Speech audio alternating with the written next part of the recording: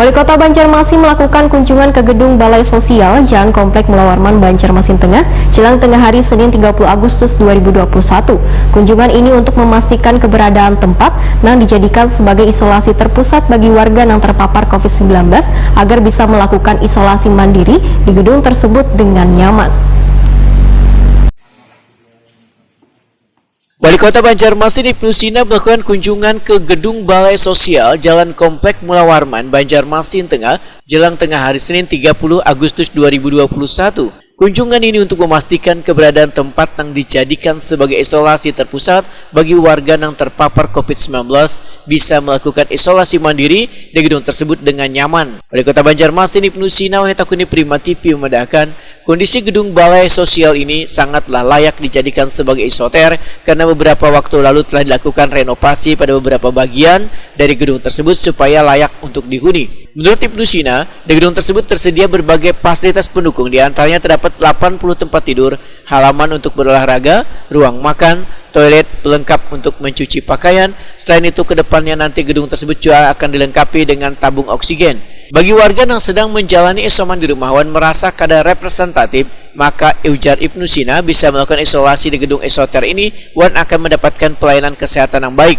Gedung isoter ini sudah berisikan 6 pasien COVID-19. Hari ini Ulun ingin memastikan lagi kondisi isoter, isolasi terpusat yang ada di Balai Sosial, dan kondisinya sangat-sangat representatif Ulun kira. Dan saat ini sudah ada 6 yang menghuni di kamar, dan dari fasilitas yang ada dengan 80 tempat tidur.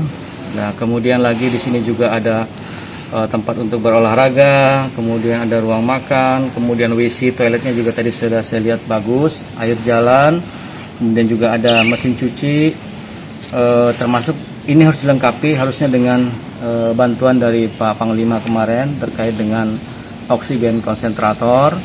Itu pertolongan pertama untuk yang mungkin sesak napas. Nah, oleh karena itu sangat representatif untuk warga yang isolasi terpusat di sini. Jadi kalau misalnya isolasi mandiri di rumah merasa tidak mencukupi atau tidak representatif, misalnya di rumah kecil harus berbagi dengan keluarga yang lain, alangkah lebih baiknya juga ke sini aja isolasi.